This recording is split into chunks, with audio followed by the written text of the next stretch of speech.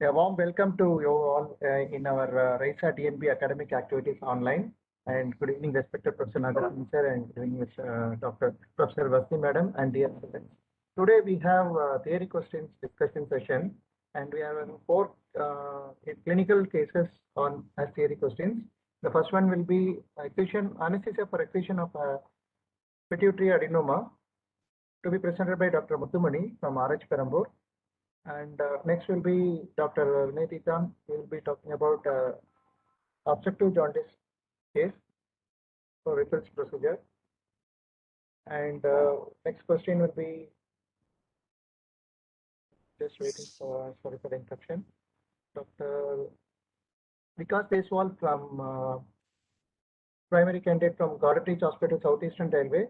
He will present the topic a young lady with mitral valve stenosis presenting for elective LSES.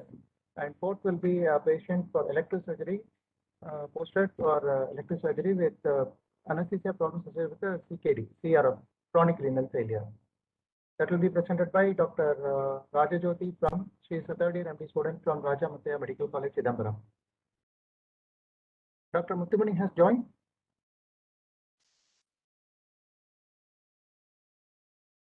Sir, shall we wait for Dr. Mutthumani, or we can move on to the next second speaker, sir, Dr. Vinay Tirthan. He will be talking about a patient with obstructive jaundice with serum bilirubin 20 milligram being posted for Whipple's procedure, the preoperative evaluation and anesthetic management of this case. Yeah, whoever is available, you can go ahead. Okay, so Dr. Vinay Tirthan is from Sri Balaji Medical College, sir, Chennai. Okay. Second year MD student. Over to Dr. Vinay Tirthan. Dr. Vinay Tirthan, kindly unmute yourself.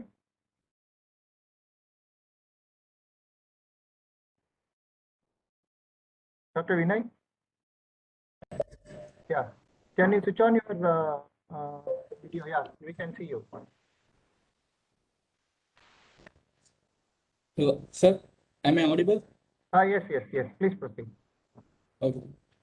Good evening, sir. My topic for today is obstructive jaundice patient posted for Whipple's procedure who has serum bilirubin of 20 milligrams percentage. And discussion is about preoperative evaluation and anesthetic management of this case, sir. So first, an introduction about obstructive jaundice. Obstructive jaundice is the failure of normal amount of bile to reach the intestine due to mechanical obstruction of extrahepatic biliary tree or within the porta hepatis. In obstructive jaundice, the bilirubin is usually more than 3 grams or more than 3 grams. At 3 grams, it gets deposited in the sclera because sclera has higher elastin content, and bilirubin is has a high affinity to elastin. At more than 3 grams, it gets deposited in sclera. In addition to sclera, it even gets deposited in skin and mucous membranes. So just about the bilirubin synthesis, 80% of the bilirubin is synthesized from heme, and 20% is from myoglobin.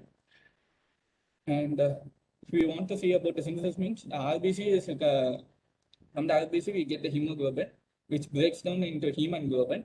And finally, heme gets converted to biliverdin due to heme oxygenase in the reticuloendothelial system. And biliverdin is then converted to bilirubin by biliverdin reductase.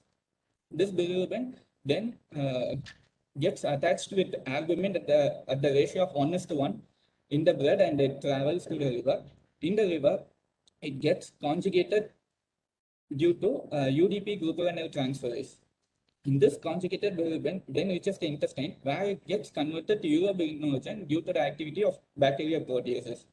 And then the urobilinogen is later converted to urobilin and stercobilin. But some of the urobilinogen is then reabsorbed due to intrahepatic circulation, and it gets back to the liver. So the excretion of bilirubin is mainly 10% in urine and 90% in feces. And some of the causes of obstructive jaundice, which is the topic today, is gallstones, which is the most common cause, that is around 40%. And then the carcinoma of head of pancreas is the second most common cause, which is about 32%. And some of the other causes are biliary strictures, liver abscess, pseudopancreatic cyst, and periampullary carcinomas. Now we will see about the systemic effects of obstructive jaundice. in the gastrointestinal system, it causes malnutrition, that is malabsorption of fat and poor absorption of fat-soluble vitamins. Due to this, that is mainly due to reduced absorption of vitamin A, we have night blindness. If vitamin D is deficient, it can lead to hepatic and osteopathy. Vitamin E reduction leads to neuromuscular weakness, and vitamin K reduction leads to bleeding. Anemia can also happen, and hyperproteinemia is also present in obstructive jaundice. And the cardiovascular effects of obstructive jaundice are mainly due to the decreased peripheral vascular resistance and exaggerated hypertensive response to volume depletion, and bile acids, which is secreted in urine in case of obstructive jaundice, can cause bradycardia, negative chronotropic effect, and concentration-dependent negative inotropic effect. And it can even lead to left ventricular function impairment, that is, and blunting of myocardial responses. In ECG, we can see this by increased PR and QT intervals. In renal system, there is presence of increased renal vasoconstriction, which leads to decreased GFR and acute kidney injury. And the bile acids also cause decrease in sodium and water absorption and increased hypertension and renal failure. Other hemostatic issues are impairment of the coagulation factors protection from the liver, which lead to prolongation of the prothrombin time and thrombocytopenia. Wound healing is also delayed in case of obstructive jaundice. There is defective collagen synthesis, and even due to obstructive jaundice, there is increased intestinal permeability and decreased Kupffer cell actions, which can lead to the endotoxins being crossing over to the systemic circulation. And now about Whipple's procedure. Whipple's procedure is mainly indicated for the treatment of periampullary carcinoma or carcinoma of head of the pancreas, and carcinoma of second part of the duodenum, carcinoma of ampulla or distal part of the common bile duct. And Whipple's procedure is contraindicated in cases of liver secondaries, peritoneal secondaries, infiltration of portal vein, and if the route of mesentery is also involved. And Whipple's procedure is mainly the resection of the gallbladder and part of the stomach, that is partial gastrectomy, resection of the duodenum, and resection of head of the pancreas. And after all the resection, the three anastomosis takes place in case of Whipple's procedure. First is choedochal jejunostomy, that is the common bile duct and the jejunum are connected. Then the pancreaticojejunostomy, the remaining part of the pancreas and the jejunum is connected. Then gastrojejunostomy, the remaining part of the stomach and the jejunum are connected. Now about the preoperative evaluation in this case. Preoperative evaluation can be divided into a few subheadings. First one is the general examination, which includes the patient's history, that is weight loss in case of carcinoma, painless progressive jaundice, abdominal pain, pruritus or scratch marks, which is common in obstructive jaundice. And we should even know about the previous surgeries and anesthesia which the patient has received, and if the patient has undergone any radio or chemotherapy in the past. Then comes our routine general examination. After routine general examination, we can look for specific signs such as icterus, palpable abdominal mass, or palpable gallbladder, which is called as a Courvoisier's sign, and ascites can also be present in chronic cases. And then comes the routine investigations, which includes CBC, renal function test, serum electrolytes, blood glucose, serologies, blood grouping and typing, bleeding time, clotting time, urine routine examination, ECG, and chest X-ray is also included. Then we have to do about the comorbid oriented investigations. That is, in case if a patient has diabetes, this is for example, in case if a patient has diabetes, we have to do specific investigations such as SBS, BBS, HbA1c. In case if a patient has thyroid disorders, we can do TFTs. In case a history of CAD is present, echo must be done, and so on and so forth. And then comes the enzyme studies. Mainly in obstructive jaundice, the enzymes which we have to look for are serum alkaline phosphatase. The normal value of serum alkaline phosphatase is 30 to 120 international units per liter, but in case of obstructive jaundice, there is more than 3 times increase. So this must be evaluated. Then serum alkaline phosphatase can also be increased in cases of pregnancy and other bone disorders. To rule out the other causes, extrahepatic causes of serum alkaline phosphatase increase, we have to do 5-nucleotidase enzyme value also. It will also be increased in case of obstructive jaundice. This confirms that hepatic origin of the serum alkaline phosphatase. And serum gamma glutamyl transpeptidase is also increased in case of obstructive jaundice. This is the most sensitive enzymatic study for biliary tract disease. The normal value of GGT is 5 to 24 units per liter. And this is helpful in diagnosis of acute biliary tract obstruction. That is, increase in GGT is earlier than increase in serum alkaline phosphatase. Then, in LFTs, other than this, you will have the total bilirubin and direct bilirubin counts also. Total bilirubin count will be increased, that is due to increase in direct bilirubin count. The normal value is 0 to 0.35%, 0 to 0.35 mg per deciliter. But in case of obstructive jaundice, there is increase of conjugated bilirubin. Therefore, the direct bilirubin count will also be increased. Then there will be hypoproteinemia, that is the albumin will be reduced than normal. The usual normal albumin is 3.5 to 5 grams per deciliter. But in case of obstructive jaundice, there will be reduction in normal albumin. Therefore, the albumin globulin ratio will also be reversed. Then we have to do coagulation profile studies, which includes the platelets, which there will be presence of thrombocytopenia, and prothrombin time will also be prolonged in case of obstructive jaundice. That is, normally it will be around 11.5 to 12.5 seconds, but in case of obstructive jaundice, there is an increase of about 2 seconds. Then we can do the tumor markers, which is specific for pancreatic cancers, that is CA19-9.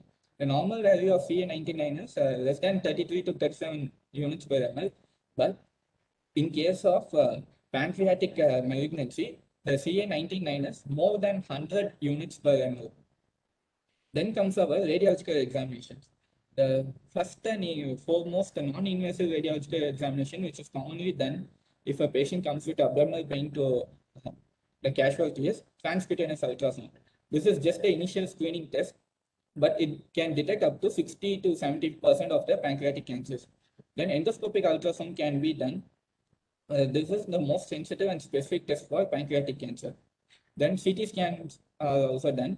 CT scans are mainly used to detect the size and extent and nodal status of the carcinoma. Then positron emission tomography scans can be done. This uses the 18F fluorodeoxyglucose, and this can detect the primary and metastatic tumors locations. And then we can go with MRCP, MRI cholangiopancreatic. It is a non-invasive method for imaging the biliary tree and pancreatic duct. Then endoscopic retrograde cholangiopancreatography can also be done, which is sensitive for detecting pancreatic and biliary ductal abnormalities. With ERCP, we can even go with stenting in some cases. Then we have to prepare the patient for the procedure. That is both the anesthesia and the surgery. First, we have to evaluate the patient and optimize any preoperative physical comorbids or the medications which the patient is being taking. If we haven't optimized, then this can lead to postoperative or intraoperative complications. And the most common postoperative complication is present in the severe cardiovascular system, and the second most common system to be affected is respiratory system. And perioperative risk assessment must also be done. Surgeons use the POSSUM score, surgical scoring system, that is physiologic and operative severity score for enumeration of mortality and morbidity. This is mainly used by the surgeons to find the mortality or morbidity postoperative. At the postoperative step before the patient is posted for the surgery. And then we have to look at the nutritional status of the patient, because these patients are highly prone for malnutrition. Then bowel preparation must be proper. Then we have to look at the thromboprophylaxis, because any patient who is posted for long procedures like Whipple's or other long procedures, they are prone for venous thromboembolism. That is, they have high risk for venous thromboembolism. So we have to use thromboprophylaxis by low molecular weight heparin, that is enoxaparin, at least 40 mg subcutaneous 1 day prior to the surgery. And newer drugs such as Fondaparinux can also be used. If the patient is already on anticoagulant therapy due to any other previous known conditions, then bridging therapy must be followed. Venous thromboembolism risk stratification is mainly based on few points. That is, whether the surgery is minor or major, the age of the patient, and whether the patient has any risk factors or not. So, based on this, it is divided into low, moderate, high, and highest. Lowest risk stratification for venous thromboembolism is present in a case of minor surgery where the patient is less than 40 years old without any risk factors. And the highest venous thromboembolism risk is present in a case of major surgery posted in a patient of more than 60 years with or without risk factors. And this highest risk for venous thromboembolism is also present in cases of major orthopedic surgeries or spinal cord injuries or trauma. And then when we come to our anesthetic management, initially the anesthetic goals which we have to follow in this patient are the fluid management, maintenance of normothermia, maintenance of normoglycemia. We have to manage the blood loss, prophylaxis, pre and intra and post-operative thromboprophylaxis, and the optimization of ventilation.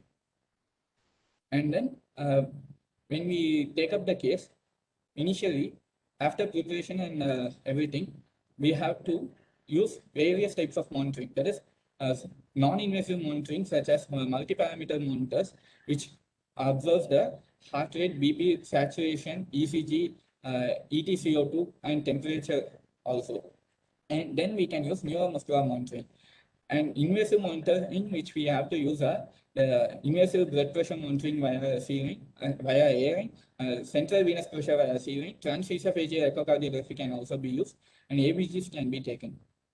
Now, the choice of anesthesia for our procedure is mainly epidural with GA.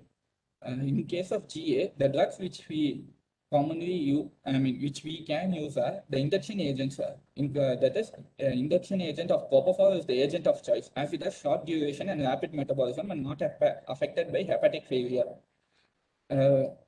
In contrast to this, gabapentin and ketamine are not used because of hepatic metabolism. Opioids, we can use remifentanil, which has shorter duration and extrahepatic metabolism by non-specific esterases, in contrast to fentanyl or morphine, which has hepatic metabolism. And then fentanyl causes maximum contraction of the sphincter of Oddi. So we must avoid it as much as possible. Then halogenated compounds, we can use sevoflurane or desflurane. And neuromuscular blocking agents, the drug of choice is atracurium or cisatracurium, in contrast to vecuronium, which is avoided because of its biliary excretion. Then epidural we spoke, that is, we told combined epidural with the GA. We spoke about general anesthesia. And then about epidural means we can secure thoracic epidurals, that is, the incision of for Whipple's procedure will be from around T6 to T12. So we can secure our epidural, at least the tip should be at T8 or T9, so that we can provide adequate pain relief intra and post-operative also. Then for prevention of surgical site infections, we can use antibiotics. Then we have to look at the intraoperative ventilation. We have to maintain the proper optimization of ventilation. That is, we can reduce the tidal volume around less than 8 ml per kg, and we can use PEEP, that 6 to 12 mmHg of PEEP can be used. Then for thromboprophylaxis, as we spoke earlier, low molecular weight heparins must be used, and then graduated compression stockings can be used intraoperatively to prevent DVT. And post-operatively, in case of patients who have already been in anticoagulation therapy, we have to use bridging therapies. Then post-operatively, we have to manage the patient by having vision monitoring, and in some cases, we can even go for post-operative elective ventilation.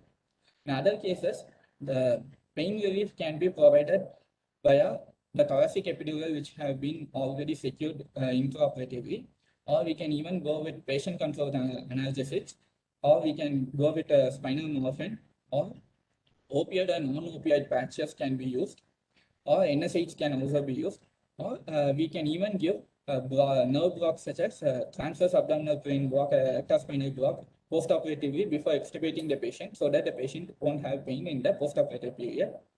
And other post-operative management of the patient includes early nasogastric tube and catheters and drain removal for earlier mobilization of the patient, and early start of oral nutrition to maintain the nutritional status of the patient, and goal-directed fluid therapy, and prevention of venous thromboembolism, that is thromboprophylaxis, must be followed post-operatively.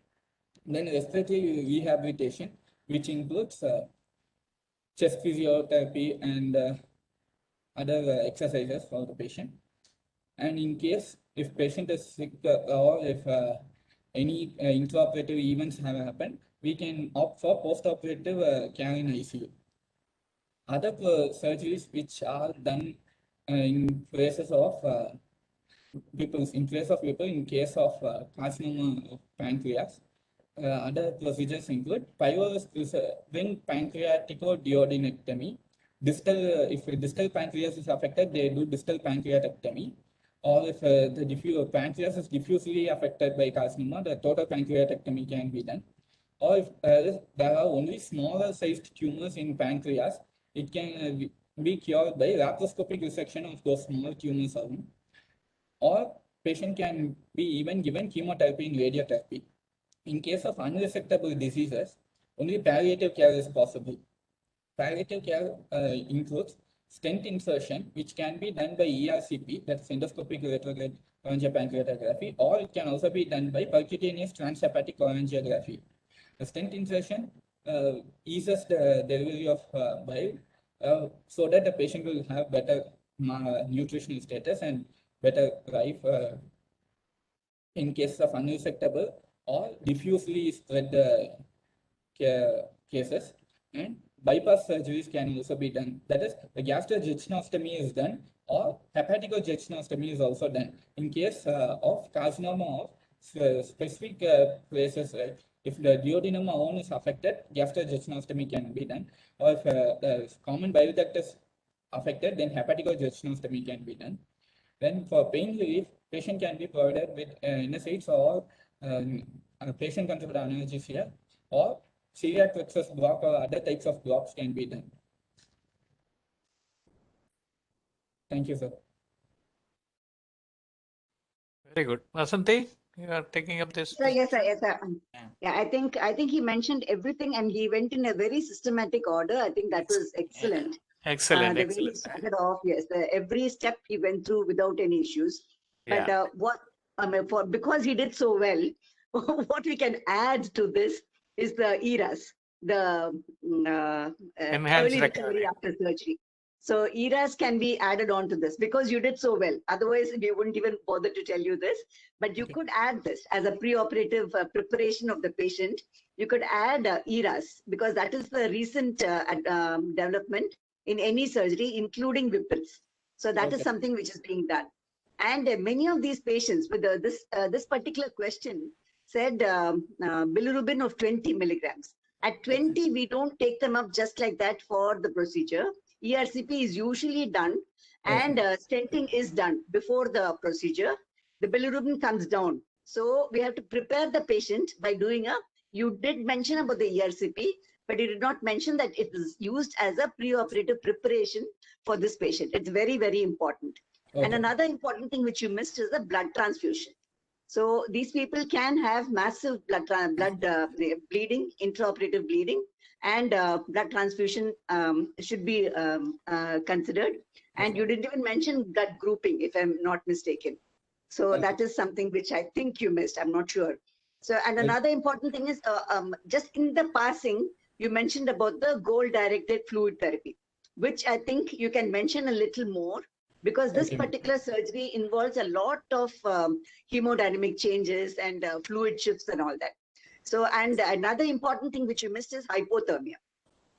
So, these are the few things which you missed in the presentation. Otherwise, I think you covered everything. And electrolytes, I think you also missed a bit about electrolytes, especially in the preoperative period. And another important thing is hematocrit. when you check the hemoglobin and the hematocrit of these patients, it will be falsely elevated because it will not give you the correct value. If you hydrate them, especially with the case of repeated cases of vomiting, patients that vomiting and other things, then this values may not be correct.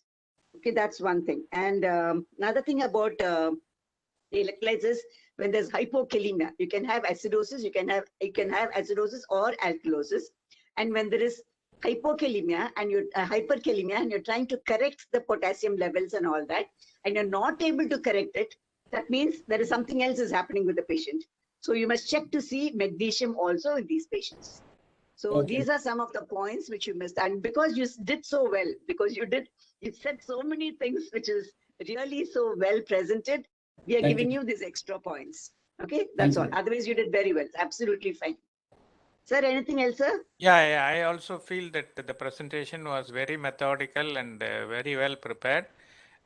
Some little controversial thing about the coagulability is before the surgery, because of poor absorption of vitamin K, because of the obstruction and bile not coming into the intestinal tract, vitamin K absorption is impeded. So patient tends to have bleeding tendency. Yes, But sir. later on, after surgery only, they are probably going in for possibility of DVT and thrombosis, and so thromboprophylaxis becomes a very important follow-up treatment. Even after discharge, you have to give the thromboprophylaxis even up to 2 weeks post-surgery also. Patient even after discharge may have to take the anticoagulants in the post-operative period. And the stress should be more on preoperative nutritional status and correction of anemia. These two should be highlighted very well so that the poorer the nutrition, the outcome of the surgery is very bad. So, and any sepsis to be identified and corrected preoperatively. And similarly, these patients have a lot of tendency for high blood sugars because of the lack of both endocrine and exocrine functions of the pancreas may be affected. So their blood sugars are likely to be very, very erratic. So that also has to be monitored preoperatively, and if it is very high, you have to control them with exogenous insulin. And then intraoperatively, every hour you should monitor the blood sugar level so that it don't fluctuate very drastically, okay, which may Yes, sir. hinder with the recovery of the patient. Okay. Otherwise, I think you did a wonderful job. Very good. Congratulations. Thank you. Sir, one more thing, sir. Sir, he was talking about remifentanil very safely and said, okay, that can be used. Of course, remifentanil can be used, but it's not available with us. Right? Yeah, What we have is fentanyl. And, Yeah, and fentanyl. but from theory point of view, I think he has to Yes, mention it's that. correct. It's not Yeah, it's right. correct. But you can definitely mention, you can Yeah. definitely mention. If you do Yeah. not have, I think fentanyl can be used. That's all. Yeah. That's the only thing Yeah, that's from for you to keep practical it in point mind. of view, That's all. fentanyl is the only available It can medicine be for used. us. Yeah, it But can be in used. theory paper, you can write Yes, whatever. you can definitely write. Definitely write. Yes, sir. Yes, sir. Yes, sir. And of course, warming device. That's another hypothermia warming device. That's something. Yeah, you have to set up. That's, So, yeah. yeah. Excellent. Thank you, madam. Thank you, ma'am. Thank you, Dr. Thank Vinay, you, sir. for the nice session. And Dr. Muttumani, over to Dr. Muttumani for the next question. Anesthetic management of a case of pituitary adenoma who is planned for transsphenoidal excision. Over to Dr. Muttumani. Yes, sir. Sir, good evening, sir. Good evening, ma'am. Good evening. My topic is anesthetic management of a case of pituitary adenoma who is planned for transsphenoidal excision. And I'm going to present this topic by going with anatomy, physiology, pathology, and anesthetic management. Pituitary gland is a master endocrine gland that regulates activity of all other endocrine glands in the body, having a central role in governing hormonal homeostasis, maintaining the reproductive cycle, and coordinating the activity of other glands. Anatomy: pituitary gland occupies the sella turcica, that is pituitary fossa of sphenoid bone at base of skull, the roof of which is created by incomplete fold of dura, that is the diaphragmatic sellae through which the pituitary stalk passes. Pituitary fossa is limited posteriorly by clivus of sphenoid bone and anteriorly and inferiorly by sphenoidal air sinuses. Pituitary gland is related to third ventricle, hypothalamus, and visual pathway superiorly, cranial nerve 3, 4, 6, cavernous sinus, and internal carotid artery laterally, and floor is by roof of sphenoid sinus. Pituitary gland is consists of two lobes, anterior pituitary, which is also named as adenohypophysis, and posterior pituitary, which is also named as neurohypophysis. Parts of anterior pituitary is pars distalis, pars tuberalis, and pars intermedia, whereas posterior pituitary is consist of two parts, which is pars nervosa and infundibulum. Blood supply, anterior pituitary is supplied by superior hypophyseal artery and posterior pituitary is supplied by inferior hypophyseal artery. Both are branches of internal carotid artery. And venous drainage of pituitary gland is via portal veins into carotid sinus and from there into internal jugular vein via petrosal sinus. Physiology, pituitary gland produces several hormones, some having a continuous pattern of release, but most are released in bursts, which is every 1 to 3 hours. And anterior pituitary is regulated by hypothalamic tropic hormones that reaches pituitary via portal venous system, whereas posterior pituitary is regulated directly by hypothalamic neuronal axons, which project to it and synapse it with cells. The hypothalamic influence is mainly stimulatory, which in turn regulated by closed loop negative feedback mechanism. And the hormones of anterior pituitary are thyroid stimulating hormone, adenocorticotrophic hormone, follicle stimulating hormone, and luteinizing hormone, growth hormone, somatostatin, and dopamine. Whereas posterior pituitary hormones are oxytocin and vasopressin. Vasopressin, also known as antidiuretic hormone. Pathology. Pituitary tumors present clinically in one of three ways: hormone hypersecretory tumors, hormone hyposecretory tumors, and mass effect producing tumors. Mode of presentation mostly governed by tumor size and cell type. Adenomas, which are less than 10 mm in diameter, are microadenomas, which present with the symptoms of hormonal excess such as Cushing's disease, prolactinoma, and acromegaly, whereas size of greater than 10 mm are called as macroadenomas, which present with symptoms of mass effects such as headache, visual field defects, hypopituitarism, cranial nerve palsies, and hydrocephalus. Order of hyposecretion of hormone is first one is gonadotrophin releasing hormone and followed by growth hormone, followed by adenocorticotrophic hormone, and followed by last one is the thyroid stimulating hormone. And next one is pre-operative evaluation. Pre-operative anesthetic checkup for pituitary and neurosurgical procedures has to be carried out in detail with elicitation of complete history and meticulous physical and clinical examination so as to formulate an appropriate anesthetic plan for surgical resection. The examination has to be carried out extensively to assess the hormone secretion status of pituitary and also its mass effect on adjacent vital structures. The focus of a pre-anesthetic checkup is mainly directed at the endocrinological manifestation of hypo or hypersecretion of pituitary, as it secretes a variety of essential hormones and also any pathological state that can cause imbalance of pituitary secretions. The next one is structural and functional airway assessment. Acromegaly resulting from excessive growth hormone secretion can pose difficulties in airway management during general anesthesia. The structural airway changes induced by excessive growth hormone secretion includes macroglossia, hypertrophy, and thickening of soft tissues of oropharynx, and enlargement of soft palate, epiglottis, and ariepiglottic fold. The structural abnormalities make functional aspects of airway management and intubation very challenging, as Mallampati grade may not project a true picture of interior airway, thus causing difficult bag and mask ventilation during general anesthesia administration. Therefore, one should be very careful and be well prepared before intubation, even if patient exhibits Mallampati grade 1 and 2. Difficult airway management trolley should be thoroughly checked for all the various adjuncts to secure the airway, including well-lighted laryngoscopes, different sizes of endotracheal tubes, laryngeal mask airway, oropharyngeal airway, gum elastic bougies, cricothyrotomy set, and a retrograde intubation apparatus, etc. But the most important is availability of intubating fiber optic bronchoscope. Difficult anesthetic plans should be made pre-operatively with emphasis on airway management so that in case if one plan fails, the alternative plan can be executed in no time. Planning for an awake fiber optic intubation is better alternative than proceeding with general anesthesia and intubation, provided the patient is much cooperative and not displaying much anxiety.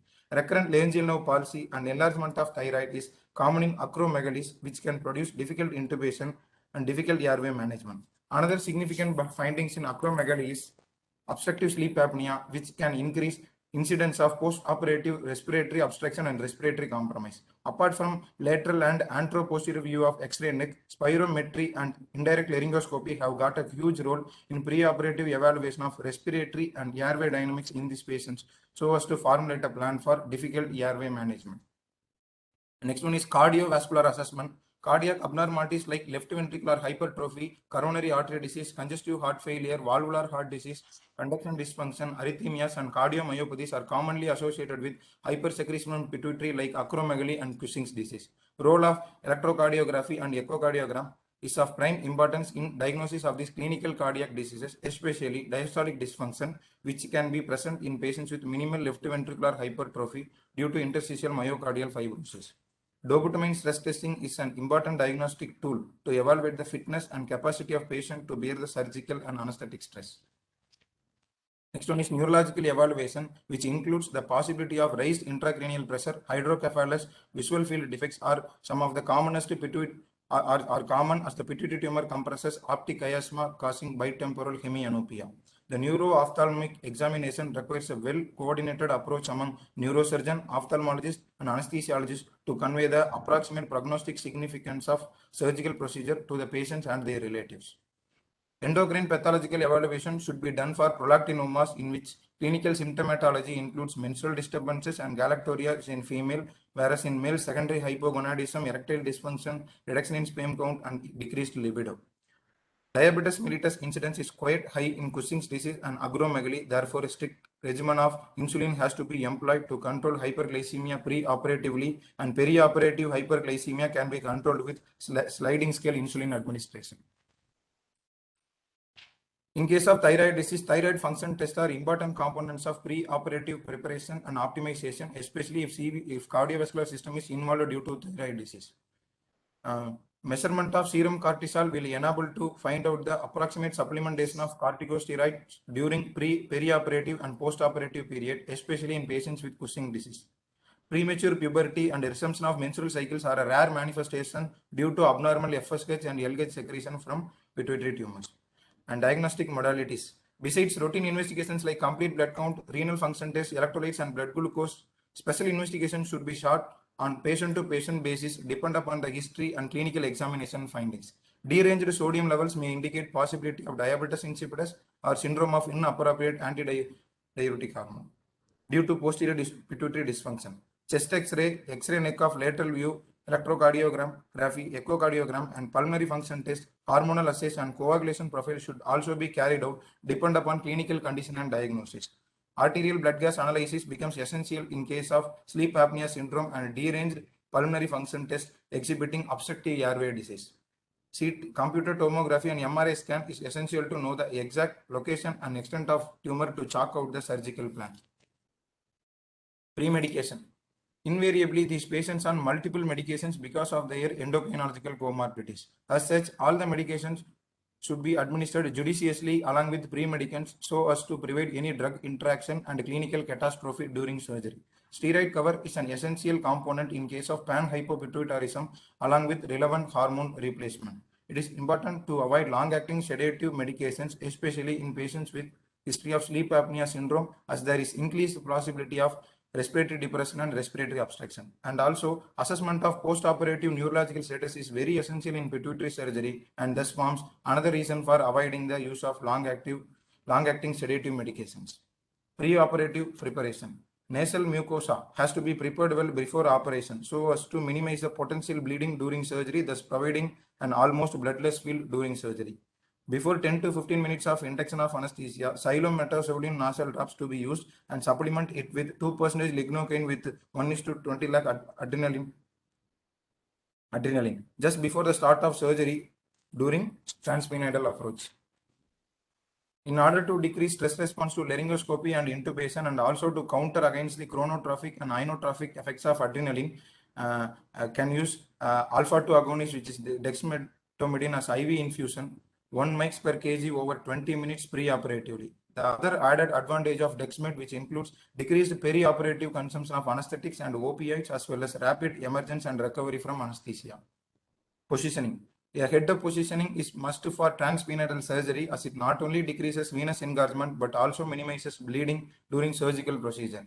The head-up position is associated with increased possibility of venous air embolism, but with availability of modern monitoring gadgets like ETCO2, arterial blood gas analysis, and color Doppler, the risk of venous air embolism has reduced drastically by early detection and intervention. Therapeutic interventions to deal with venous air embolism includes aspiration of air with multi-orifice catheter, pressure on internal jugular vein bilaterally, supplementation with 100% O2, continuous irrigation of operative field with saline, and hemostasis repair of opened vessels. Objectives of anesthesia. The best anesthetic measures and techniques should be adapted to have a perioperative hemodynamic stability, maintenance of normal intracranial pressure, and provision of smooth surgical conditions like lax brain, maintenance of adequate cerebral blood supply and oxygen supply, metabolic homeostasis, adequate renal protection, and rapid action to deal with any perioperative complication, and rapid emergence and recovery from anesthesia on completion of surgery. Induction of anesthesia can be done with thiopentone as it has got a neuroprotective role. Propofol is a good alternative to thiopentone, especially in patients with morbidly obese who are allergic to sulfa group of drugs and in patients with history of sleep apnea syndrome. Propofol should be considered superior to thiopentone in view of early recovery and emergence from anesthesia. Succinylcholine, a drug of choice for patients with anticipated and established difficulty airway, but it should be avoided in case of increased intracranial pressure.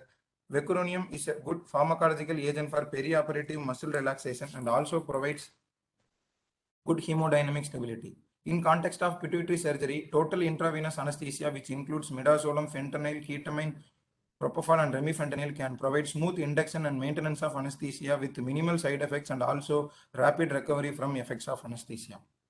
A reinforced endotracheal tube or south pole ray tube is preferred for pituitary surgery as it provides an ample free area to the surgeons around the cephalic region of patient and also minimizes chance of kinking of ET tube or its obstruction during surgical procedure. And also it becomes mandatory to secure the oral cavity with the throat packs as the bleeding during the dissection of nasal tissues can accumulate in oropharynx and trickle down the ET tube in spite of inflated cuff, most often by the channeling mechanism.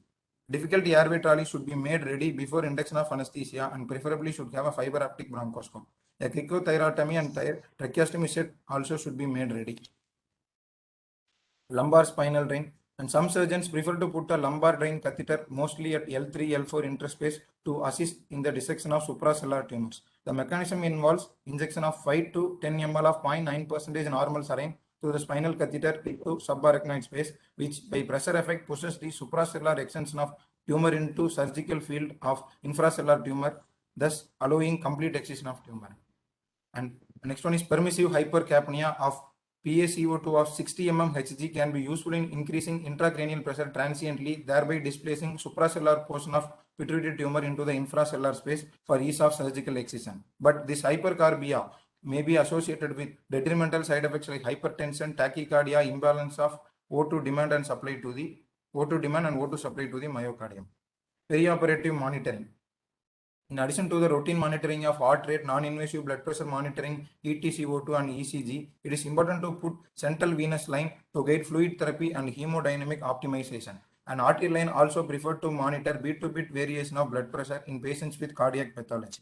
But one has to be very cautious during radial arterial line cannulation, as there is a increased possibility of ulnar circulation being compromised in acromegalic patients with carpal tunnel syndrome.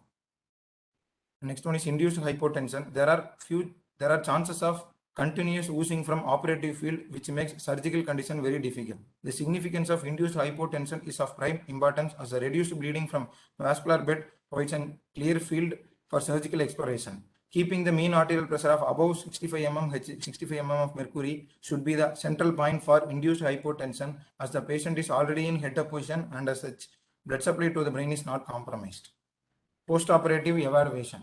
Postoperative neurological assessment is very essential and feasible only with rapid recovery and emergence from anesthesia. After completion of surgical procedure, the throat should be cleared of blood and secretions, preferably under direct vision with laryngoscopy.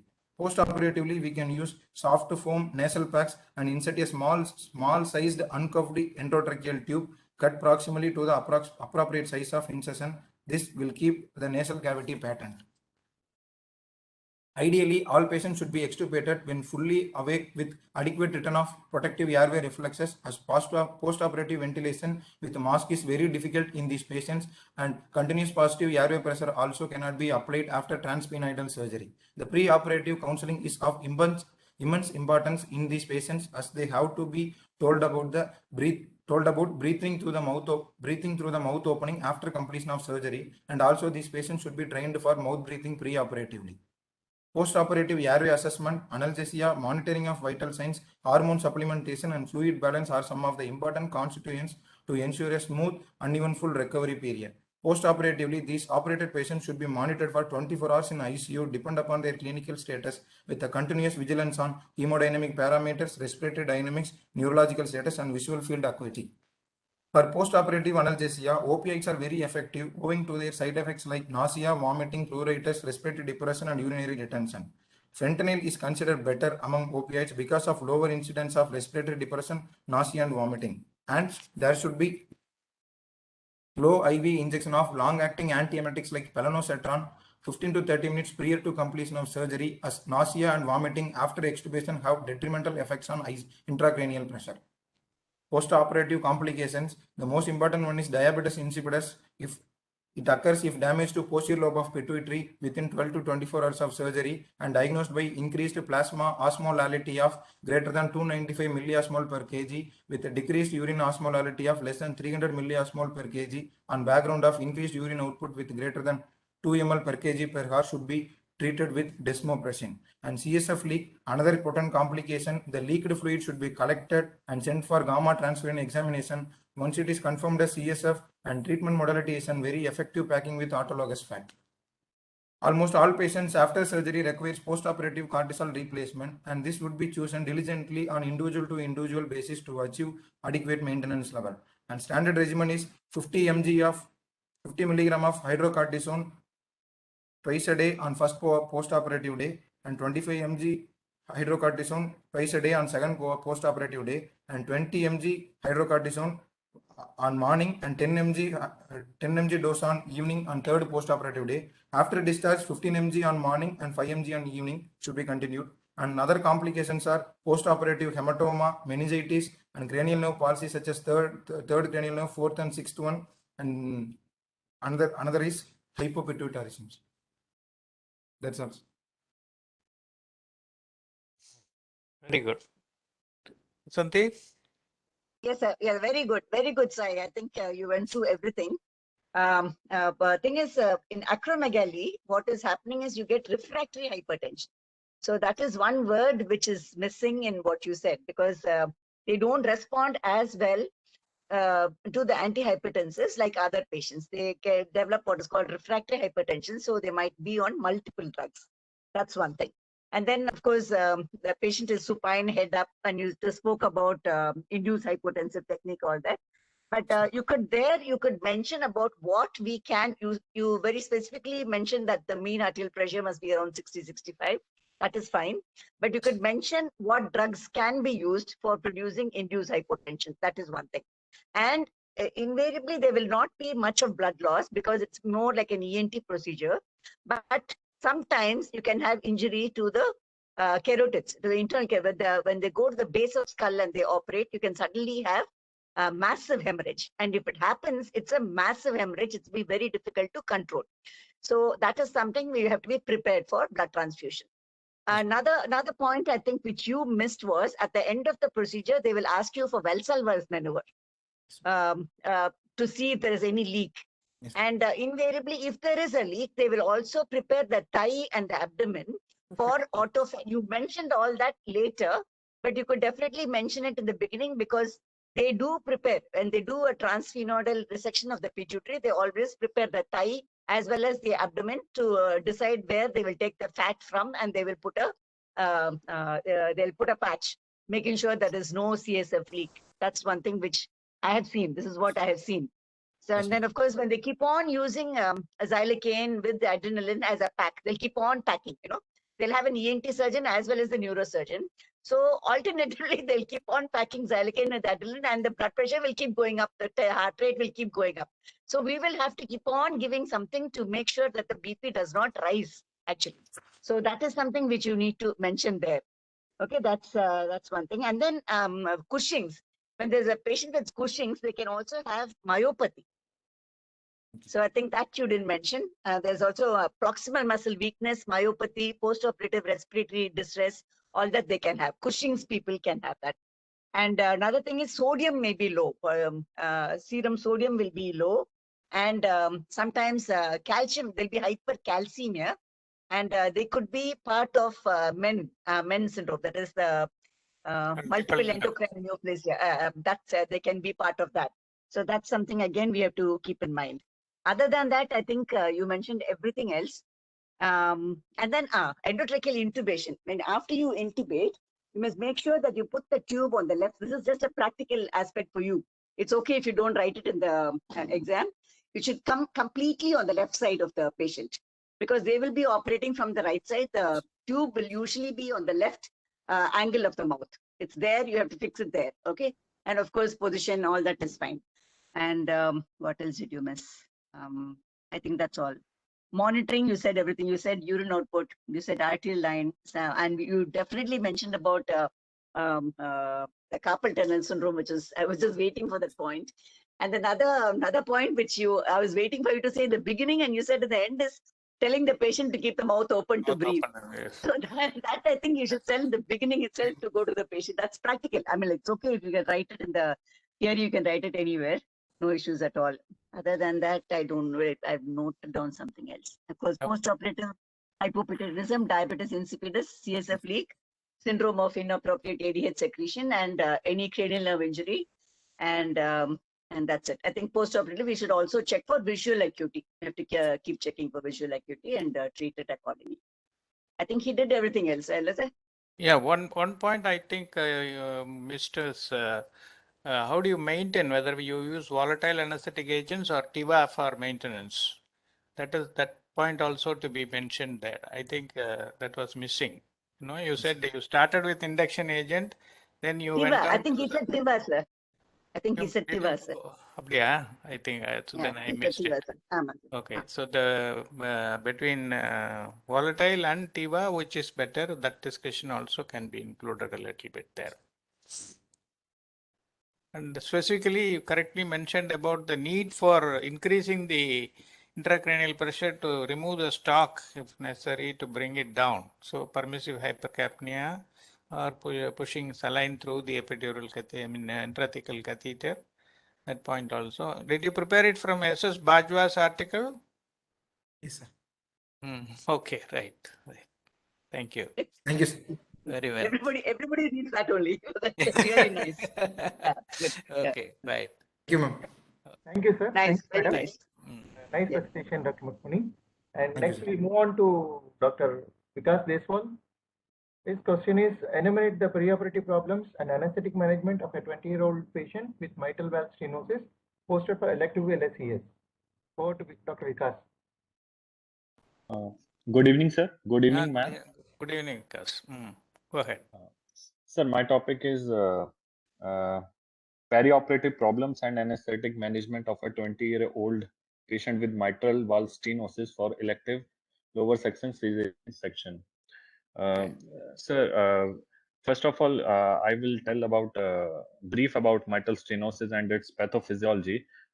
In this, there is decrease in mitral valve area, which is normally 4 to 6 centimeters square. The most common cause of mitral stenosis is rheumatic fever, which causes recurrent inflammation in the mitral valve, and with further inflammation, there is fibrous deposition and calcification of mitral valve leaflets and chordae tendineae. There could be fusion of commissure, thickening and shortening of tendineae, as a result of which thickened and stiff leaflets would be there, and all these lead to mitral valve orifice narrowing. So the obstruction of free flow of blood from left atrium to left atrium during diastole decreases, and due to which there is increased pressure gradient across mitral valve and impaired emptying of left atrium. Due to increased pressure gradient, there would be turbulent flow across the valve, and there would be forceful opening of mitral valve. They can cause opening snap sound and mild mid-diastolic rumble. And due to impaired emptying of left atrium, there will be increased left atrial pressure, which causes increased pulmonary vasculature hydrostatic pressure, which further leads to pulmonary edema, increased pulmonary vascular resistance, and it can lead to pulmonary hypertension, and with time it could lead to increased right ventricular pressure, then right ventricular hypertrophy, and right-sided heart failure. And the impaired filling of the left ventricle, it can decrease the stroke volume, the decreased cardiac output, and which can further lead to congestive heart failure. While the left atrial enlargement, it can cause stretching of the left atrial conduction fibers, which can so there is increase in atrial musculature contraction time and decrease in atrial muscle refraction time. So re-entry circuits would be created, and which further leads to atrial fibrillation. And this left atrial enlargement can cause compression of the recurrent laryngeal nerve, which can further lead to hoarseness of voice. And the clinical features would be the patient could complain of shortness of breath, fatigue, swollen feet, palpitation. They can cough of blood, dizziness, fainting, and heart murmur could be heard on auscultation. And on the and we can on ECG there could be broad notch P wave and P mitral and bifid P wave in the lead 2-3 AVF, and we can see atrial fibrillation and the right ventricle hypertrophy due to dominant R wave in V1 and V2 leads.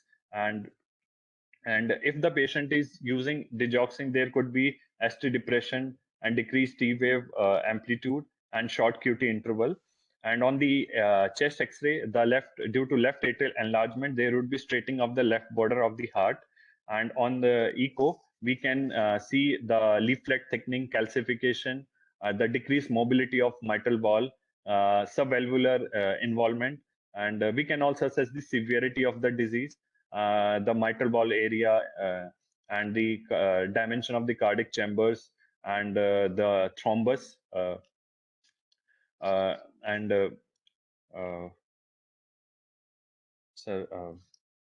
and we can use Doppler to see the severity of the disease, and diagnostic cardiac catheterization could be done. And in blood test, we will see the complete blood count of the patient, the blood grouping, liver function test, renal function test, PT-INR, and electrolytes. And further moving, sir, the perioperative problems that we can see could be the cardiovascular changes happens in pregnancy, and they can worsen the feature of mitral stenosis, like increase in blood volume by 30 to 50% by 20 to 24 weeks. It can increase the pulmonary capillary hydrostatic pressure, which can increase the pulmonary edema. The decrease in systemic vascular resistance, which can cause hypotension, and with that reflex increase in heart rate could happen. And the pregnancy itself increase the heart rate by 10 to 20 beats per minute, and it can decrease the diastolic filling time to the left ventricle. And during labor and during delivery, there is sympathetic stimulation, which can cause tachycardia, which can further increase the cardiac load. And there could be auto transfusion of blood from placental circulation, which can increase the preload to the heart. And the inferior vena cava decompression, it can increase venous return and preload. So the enlarged atrial size can predispose to atrial arrhythmia, increase coagulability and thromboembolic risk in pregnancy. And the drugs consumed by the patient of mitral stenosis can have its own implication, like diuretics can cause hypokalemia, and which can further cause arrhythmia.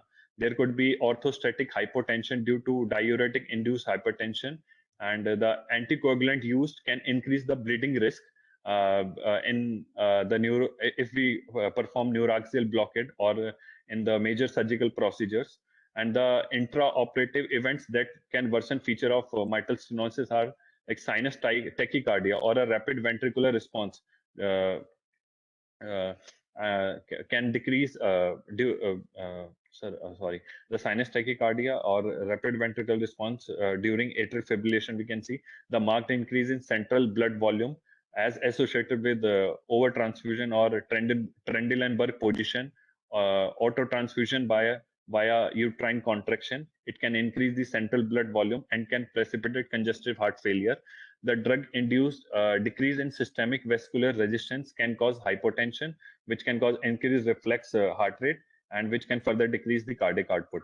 Sir, hypoxemia or hypercarbia that can exacerbate pulmonary hypertension and evoke right ventricular failure.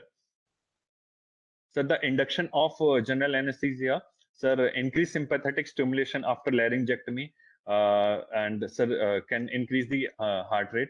The ketamine usage can increase the heart rate. The neuromuscular agent that can increase heart rate via histamine release. And in maintenance, while maintaining the general anesthesia, halogenated volatile anesthetic can decrease mean artery pressure, which can decrease the systemic vascular resistance and reflex decrease in heart rate.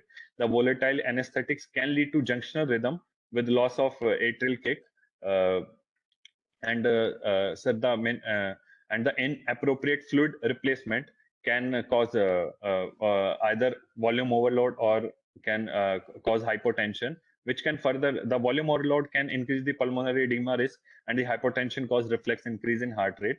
And while reversing, the anticholinergic agent drug use during reversal can cause drug-induced tachycardia.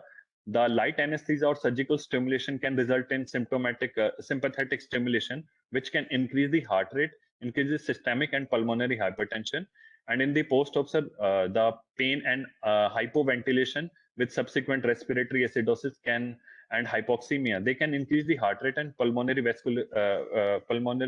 vasculature resistance. And neuraxial anesthesia can't be done in presence of continued anticoagulants and increase INR. The hypotension after subarachnoid block can increase the heart rate. Sir, to manage all such things, first of all, the pregnancy should be deferred till a symptomatic mitral stenosis is treated. In the antenatal management is directed towards avoiding cardiac decompensation, regular assessment for volume overload and pulmonary edema, and in the medical management, bed rest, oxygen therapy, diuretics could be used, beta blockers to prevent tachycardia like propranolol or atenolol, and the anticoagulants, low molecular weight heparin and warfarin. And on surgical side, we can go for percutaneous balloon valvuloplasty. The best time for that is second trimester for severe symptomatic mitral stenosis. And the ops management and in labor analgesia, the vaginal delivery is preferred under epidural anesthesia unless obstetrically contraindicated. Epidural anesthesia averts tachycardia secondary to labor pain. Sir, invasive cardiac monitoring like radial artery cannulation, pulmonary catheter are beneficial in assessing cardiac output, pulmonary artery pressure, and for guiding fluid and drug therapy.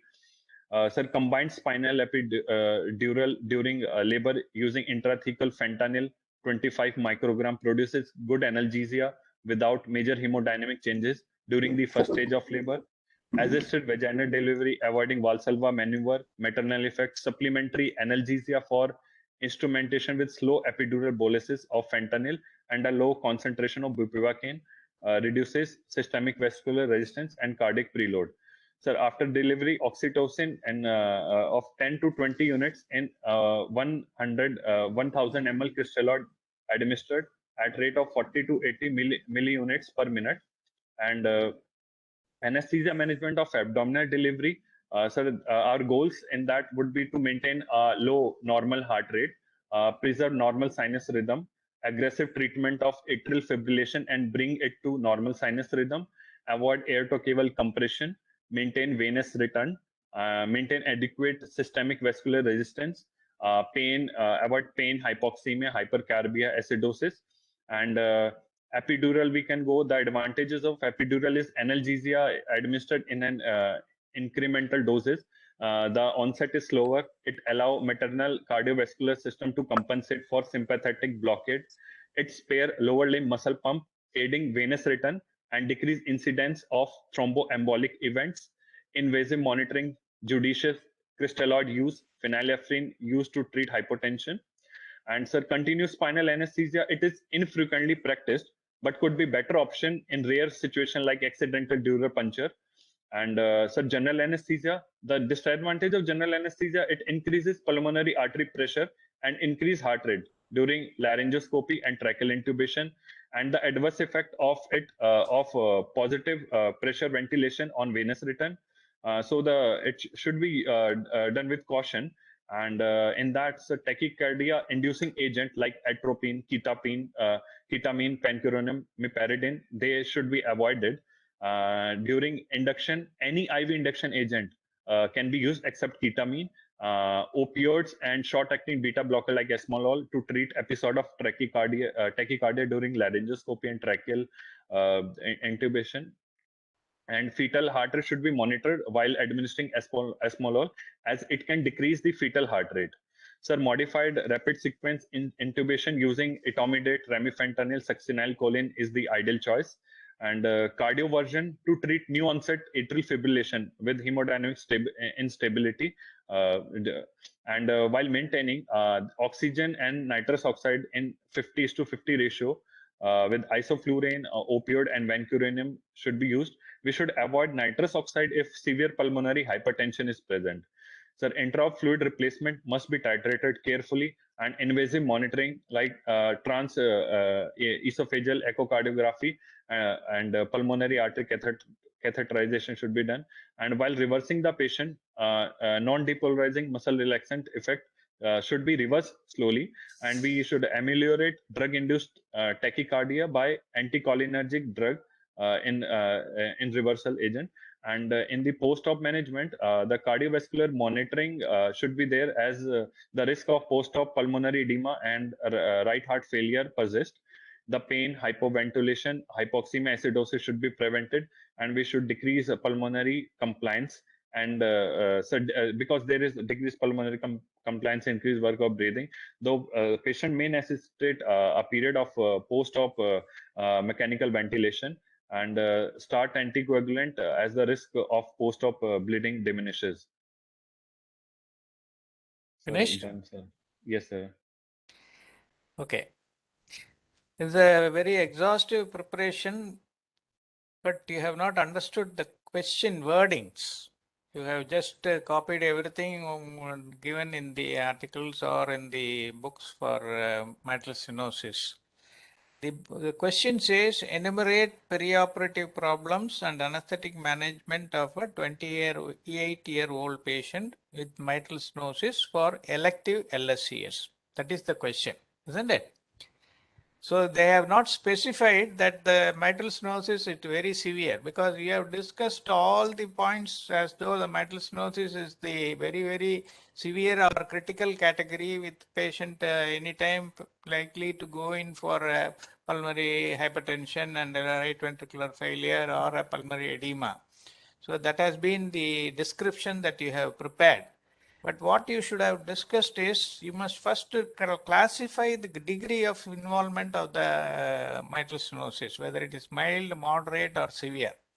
See, many of the times, very, very mild mitral stenosis, which is about less than 2.5 square centimeter valve area, they may not have any symptoms at all. They may be totally asymptomatic, and cursory auscultation during the pre-anesthetic checkup would have revealed the presence of a murmur. That is all the thing, and their effort tolerance will be very good, and they may not exhibit any symptoms at all. So that category can be treated as a normal pregnant woman without any problem of cardiac valve lesions. When it comes to moderate, that becomes very symptomatic only during the later stages of pregnancy. From the 20th week onwards, when the patient starts getting all the physiological changes of pregnancy, as you mentioned, volume overload, increase in stroke volume, increase in the heart rate. When all these things come, patients with a moderate degree of mitral stenosis, they start exhibiting, and that time if you examine them or send them for a cardiology review, they find out that they have a moderate degree. And unless they have overt clinical features of pulmonary edema or any other, the dyspnea is a very, very important index to find out what is the involvement of this heart lesion. Okay, so the New York Heart Association degree of first and second grade of dyspnea, you don't give too much of importance to the heart lesion. They can behave very well both with the normal labor as well as operative labor. But when it migrates to third and fourth grade, they are the more serious patients. So first what you should write in this sort of questions where they have not specifically mentioned what exactly is the grade of mitral stenosis, you first identify what are the three grades: mild, moderate, and severe. Mild, you don't have to worry anything about it. Moderate will become significant only during the advancements of pregnancy, and severe cases will be symptomatic even before surgery, even before they become pregnant. Okay, so they will be having dyspnea, fatigue, all the features of mitral stenosis clinically seen will be there, and that those patients are the ones which you have described. All the details will fit into that. Okay, and when they have specifically asked for elective LSCS or elective cesarean section, I don't think you have to mention about the labor pain and all these things, because once you decide elective, that means you proceed with the surgery even before the patient goes in for labor pains, isn't it? So when you have planned for, that means the problem has been identified and the date of surgery has been fixed, and you do it in a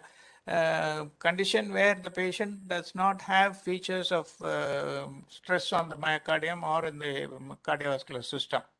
So that description should go only for very severe cases, and you have to mention all the clinical features which you have already done. And the presentation should be more with clarity. You cannot jump from describing the features, then mentioning about the advantages of GA, the induction, then some regional, and coming back again to, so a little sort of jumbled up presentation is there. That should be more sorted out, and you should present exactly the first the grading of the disease, and then the features of each one. And then when the severe comes, you have to, whatever you have described about the features, that all should be done. And then the preoperative optimization of the severe cases with the diuretic, the rest. And then if possible, correction of the valve area by preoperative balloon valvuloplasty or commissurotomy. And then you go for the management. There you discuss the anesthetic management into GA versus RA, like that, so that it will be well clear which cases you should go for general anesthesia. And of the regional, majority of the people won't accept a single shot spinal. So either a combined spinal epidural or a graded epidural will be the central neuraxial technique of choice. So even if that combined spinal epidural, you go for a very low volume local anesthetic with a combination of your opioid, fentanyl with either 2.5 or 5 milligrams, that is half cc to 1 cc of 0.5% heavy bupivacaine. All these points can be mentioned very specifically, so that you don't produce a very high level of block and a sudden. And the goals in management of these patients, you should always remember, I used to remember by the mnemonic PACRRI: preload, afterload, contractility, rate, rhythm, and ischemia. These are the 6 points given in Barash, which you have to remember in managing any valvular disease patients. So if you mention these points, these are all the goals. Heart rate should be only between 60 to 80. Slow, slow, slow. It is written in Barash like that. So never allow the heart rate to go higher up than 80. Okay. At the same time, no hypotension also should be happening, because that will cause a reflex tachycardia, which you mentioned. So like that, your presentation should be more lucid and easily understandable when the examiner reads, and also for you to have a clear-cut idea. And if you do that, it will be a better presentation. Otherwise, you have dealt this answer mostly as though this is a very severe case of mitral stenosis, but I wish that you have to mention about the mild and moderate variety also, which can be added to this answer and then presented in a more orderly fashion. Okay. Vasanthi, you have any? comment, Yes, sir. Yes, sir. Ah. Yes, sir. So same, exactly like what you were trying to say. Yeah. Like he didn't even mention anything about the grading because it is not mentioned in the question about the grading. I think we should mention whether it's mild, moderate, and severe. And we should definitely mention about the NYHA classification of dyspnea. Without that, it doesn't make sense at all. And another important thing is how you can present this is because you first write about the MS. You say, what is the mitral stenosis? What are the problems? Then you say pregnancy, term pregnancy. This is a patient who's gone to term, which is coming from an elective section. So what are the changes that has happened due to pregnancy? And if the patient has got this, then both put together, how it's going to become worse. When a patient has a mitral stenosis and is term pregnancy, how the whole thing is going to become worse than a person with no pregnancy or person with no mitral stenosis. Okay, so that is what you need to establish. And no point talking about X-ray chest and all that. I mean, absolutely, totally unwarranted because nobody is going to do an X-ray chest on a pregnant woman, right? So those things are absolutely not required at all. What in your presentation, that was absolutely not required. And then you only made a passing mention about the beta blockers. That is something which is like sir said in Barash, you have the thing about the heart rate and all that. That's beta blocker is something which is used in especially in pregnancy in a patient with mitral stenosis to decrease the heart rate. And if this patient can be term pregnancy, she could be on medication. She could be on digoxin. She could be on this. She could be on that. I mean, like if she has been a severe case of mitral stenosis. So you mention whether it is mild, moderate, or severe, and you mention according to that. And of course, the choice of anesthesia, that is where you have to say more clearly what you would like to give. Definitely general anesthesia. And you did mention about use of certain drugs. Etomidate, you did mention etomidate. Definitely you could mention that, right? So you could say how you would give general anesthesia for this patient. You can elaborate on that aspect of it and what complication you can have on the table. On the table, the complication is when you're using syntocinon, when you use and methagen is an absolute contraindication. You have to mention, like whenever you mention a drug which is to be used, you should also mention drug which should not be used. Methagen is an absolute contraindication. You should mention that because it produces pulmonary hypertension and can precipitate pulmonary edema, right? So these things are what makes it more important. And of course, pain relief. Postoperative pain relief is absolute must with tab block. You must mention that because these patients may be on anticoagulants and epidurals may not be possible. And we may not be able to give too much of narcotics. Of course, paracetamol, multimodal analgesia is fine, but you can definitely mention about a block for this patient for postoperative pain relief. So that will make your answer complete. Okay. And All also you can elaborate a little more on the presence or absence of atrial fibrillation and the requirement of warfarin. Okay, that also could be included a little bit more in detail so that that will be an added problem in management, even though it is an elective surgery. How you stop warfarin and then go on to the supplementation with either heparin or low molecular weight heparin.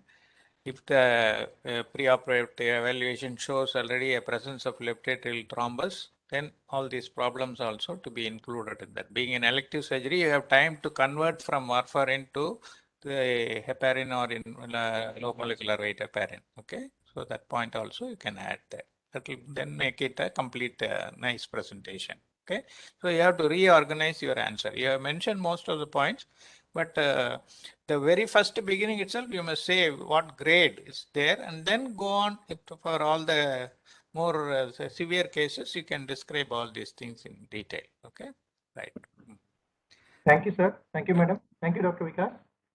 Next, we move on to the next question. What are the problems associated with anesthesia for an elective surgery in a patient with chronic renal failure? To be presented by Dr. Raja Jyoti from Rajamathiya Medical College, Chidambaram. Good evening, sir. Yes, sir. Good evening, sir. Good evening, ma'am. Good evening. My question is today going to discuss is problems associated with anesthesia for an elective surgery in a patient with chronic renal failure.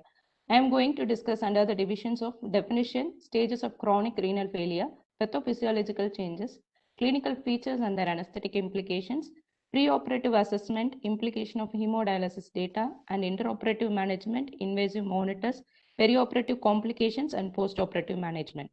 Definition: chronic kidney disease is marked by the presence of kidney damage, usually defined as estimated GFR less than 60 ml per minute per 1.73 meter square for 3 or more months.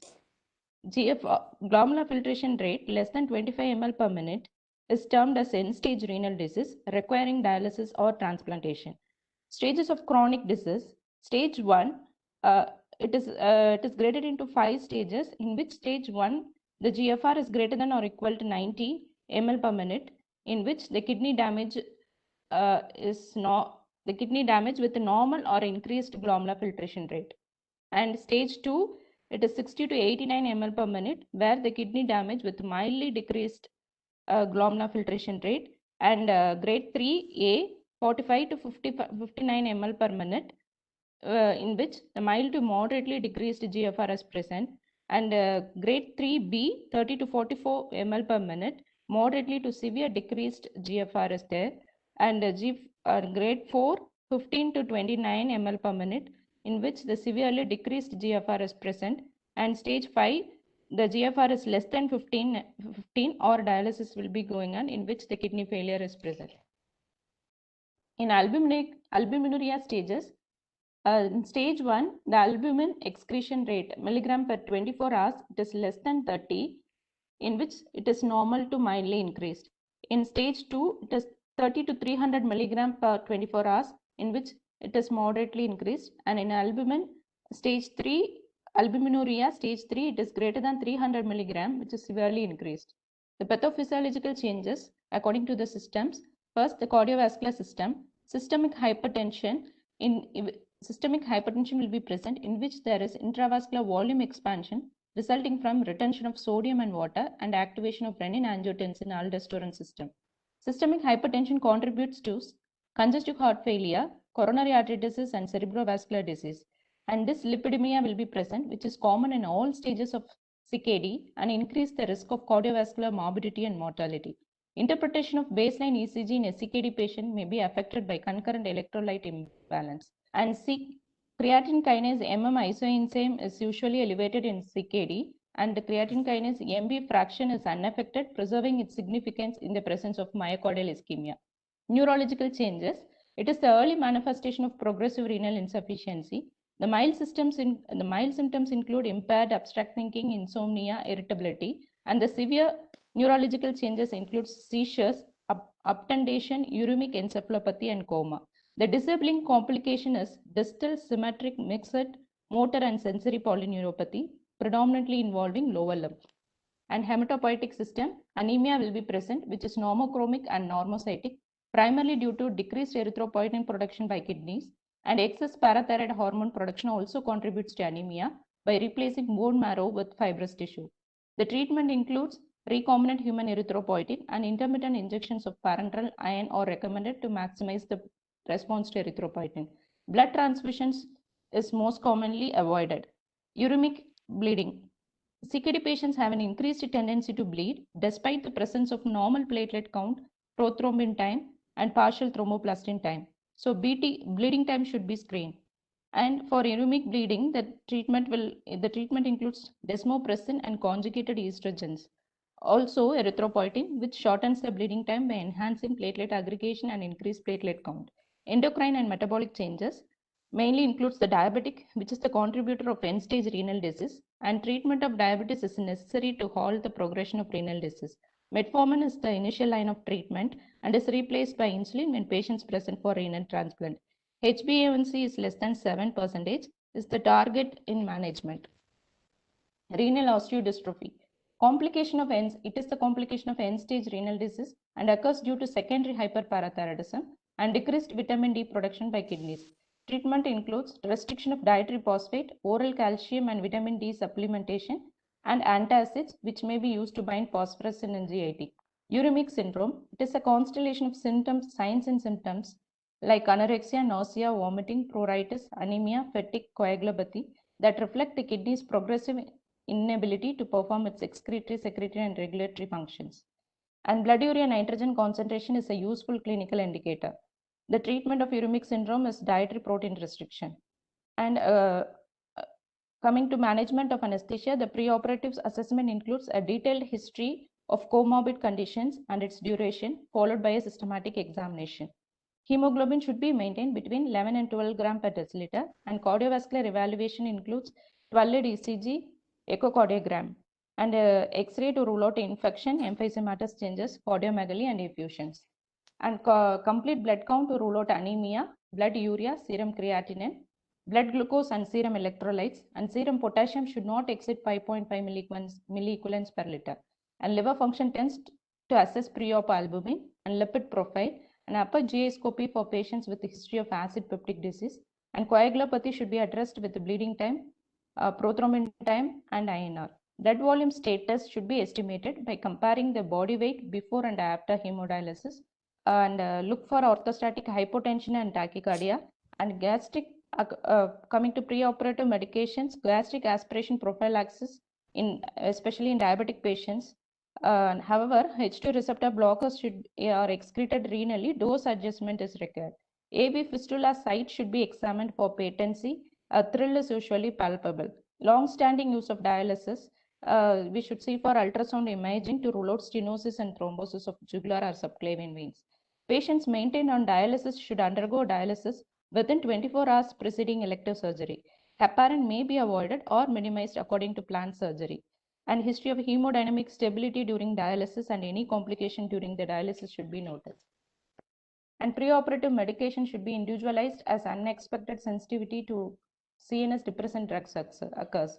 Patients on peritoneal dialysis who are undergoing abdominal surgery are generally switched to hemodialysis in the immediate post-operative period. Intraoperative management.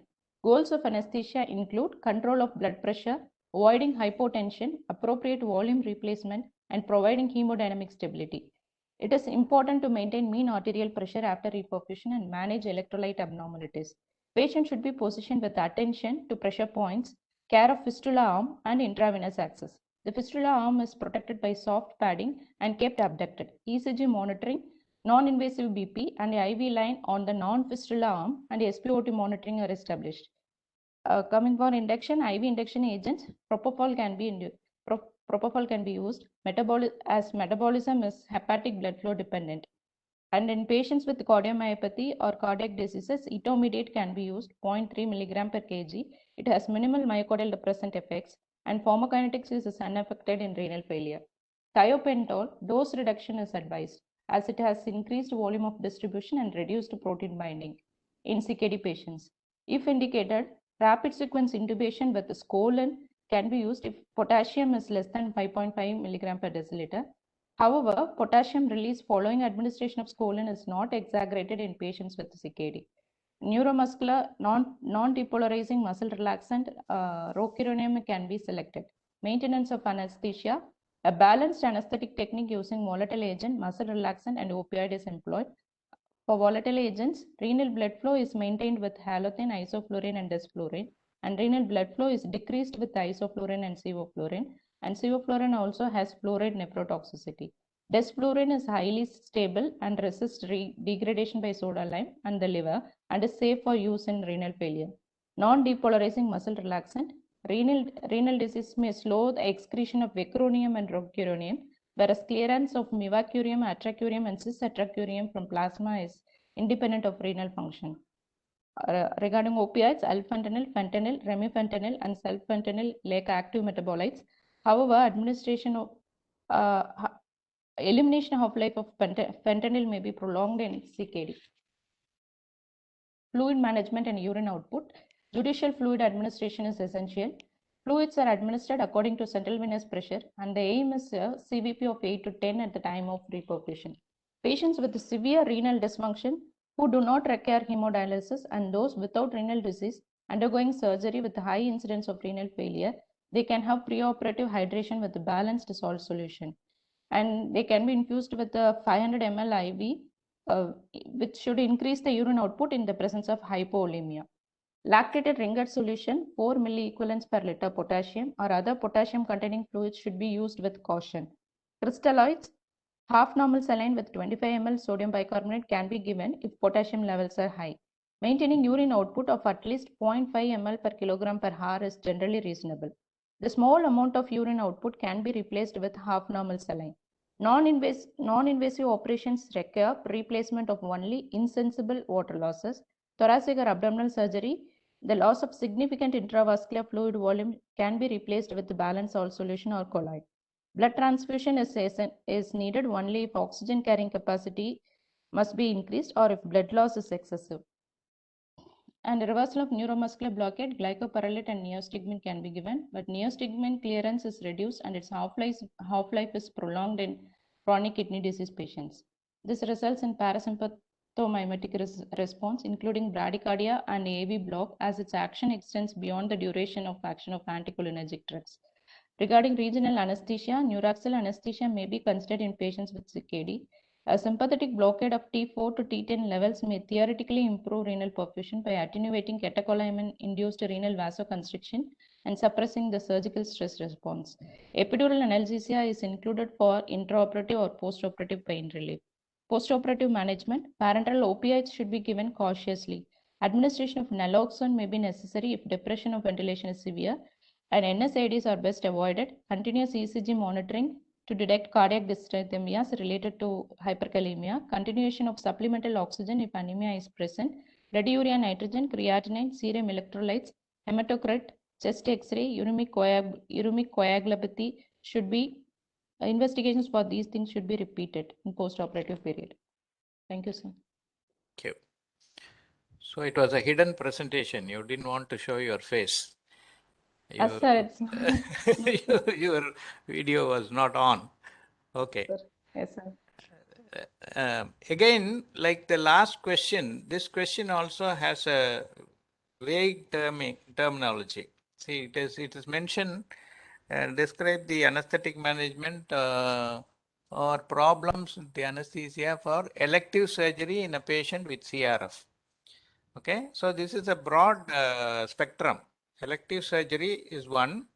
Elective surgery can be from anywhere from craniosurgery to toe ingrowing toenail. Okay, from head to foot, it can be any surgery. So the discussion should be based on both these factors. And really, CRF also, patient, you started correctly with the definition of CRF, saying that it is less than 60 GFR or the other factors like albumin creatinine ratio to grade that. But once you have done that grading, the next thing is to be explained is there whether the patient is maintaining a normal output without getting fluid overloaded, or whether they are already on a renal replacement therapy because of the CRF or CKD. Okay, the CRF terminology is no more valid. We only say CKD. So the first segregation you should make is patient on renal replacement therapy, patient still not requiring renal replacement therapy because of the presence of some amount of GFR still present and normal amount of or acceptable amount of native urine is being thrown out by the patient so that they don't go for fluid overload. These are the two categories of patients which are going to come for surgery. And if they come for a surface procedure like a hernia or a piles or a hydrocoelectomy, which are very simple, then the management is going to be slightly different. Whereas if they are going to come for a cholecystectomy with a gallbladder stone, or if they require a laparotomy for some other procedure or a cranial procedure, something like that, then the management is going to be slightly different. And the major difference between a patient on replacement therapy, especially dialysis, how you manage them, and patients who are not on dialysis, they are the more problematic patients because they are now maintaining some amount of renal function to salvage their life. In that situation, if your anesthetic technique is going to interfere with the existing blood supply to the kidney and cause an acute on chronic failure, then the patient will go immediately need an emergency dialysis to remove the excess fluid and prevent a catastrophe on the patient. So, whereas a dialysis patient for elective surgery, you can say prepare them, give a good dialysis, dehydrate them, then give fluids on the table liberally, manage the surgery. And even if you overload them, you can immediately go for a immediate post-op dialysis and remove the fluid, and that problem can be solved. So the more challenging patient will be the patient who has an established CKD with grade 4, between grade 3 and grade 4 GFR, they are the ones who are be more challenging. So that point should be brought out in this sort of vague questions unless they mention specifically CKD grade 4 patient or end-stage renal disease patient on hemodialysis. If that sort of wording is given, then it is much more easier to explain. Okay, and the nature of the surgery is also not established. So there you have to classify like this and then try to. But you have mentioned all the points. I won't say that you have missed out on any points.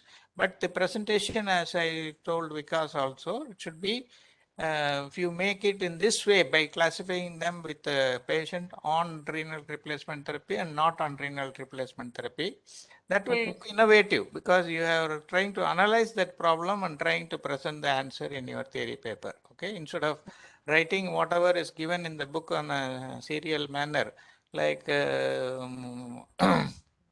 of course, we have to talk about the pathophysiology, the various systems that are getting affected in CKD. All these points, what you have mentioned is absolutely right. I don't deny that. But when coming to the pre-op preparation, you have to give this classification and segregate them into these two categories and then try to write about that how you manage, and the intraoperative challenges will be more, as I said, in a patient without renal replacement therapy, because your aim is to bring them as is various condition. They may be having a normal urine output with a normal BP, everything, and once you undergo surgery and there is a sudden hypotension or a huge blood loss and there is a prolonged ischemia to the kidney for say more than 1 or 1.5 hours intraoperatively, then whatever little function is there, that will be lost and patient will immediately go for a acute shutdown in a chronic disease.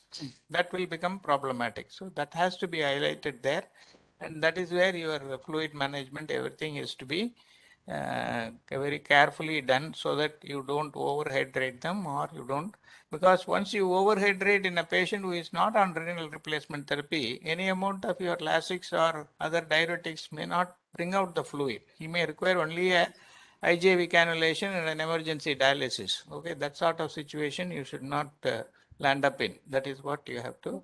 That is the idea of asking such questions where they don't specifically mention about that. Okay. Otherwise, you have mentioned all the points very well. Vasanthi, you have anything to add? Yes, sir. Yes, sir. I think from Rajyoti, what you said at the beginning was really nice. You brought out all the point, like you said, the headings that you said you would be discussing. The headings were very nice, but under each heading, there's certain things that you missed all through the thing. You missed certain things in the headings, and there are certain sub headings which you should have, like sir said, precipitation of a renal failure in a patient who is not on dialysis. So what are the methods that you will adopt to make sure that the patient, you don't precipitate a patient into a renal failure patient who's in a borderline, is in grade 3, 4, you don't precipitate and make him into a complete renal failure patient. What are the methods you will adopt when you're taking up, what kind of anesthesia will you give? What kind of fluids will you give?